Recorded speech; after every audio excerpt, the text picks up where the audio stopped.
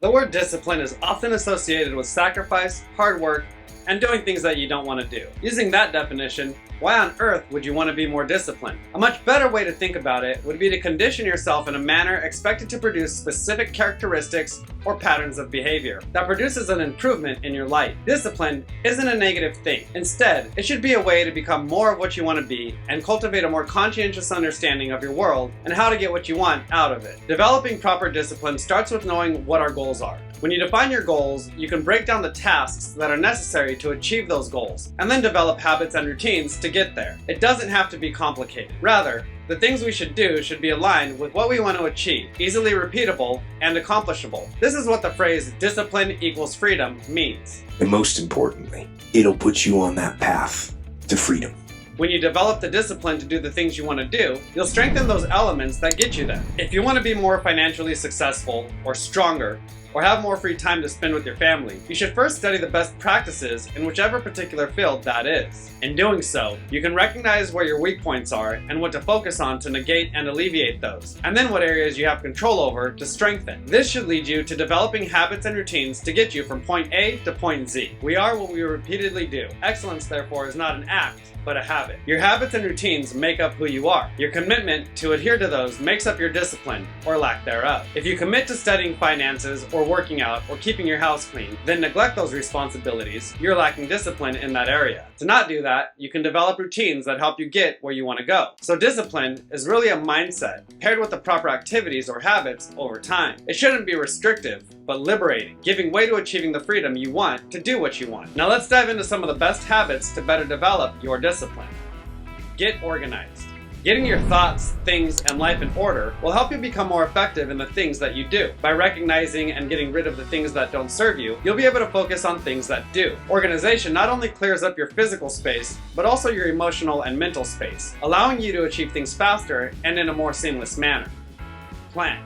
Planning should be an integral part of your life. It doesn't mean you just sit around and think all day. Rather, planning should be an active exercise that turns your thoughts into results. Short-term planning might consist of checking the weather for where you're going and bringing the appropriate clothing, while longer-term planning should consist of recognizing and defining your objective, studying how to get there, and breaking down the necessary tasks to achieve that. Either way, this comes down to thinking ahead. What can I prepare now to make later more efficient? Don't get stuck in the planning stage, but use it as a catalyst to make more informed decisions about what you should do. This will also involve learning and better understanding time management. Being busy doesn't make you more disciplined, but neither does laziness. It's about doing the appropriate things over a long period of time to make you the person that attracts the success you're seeking, however you define it. When you're organized and practice proper planning methods, you develop more efficient methods and tactics to achieve what you want.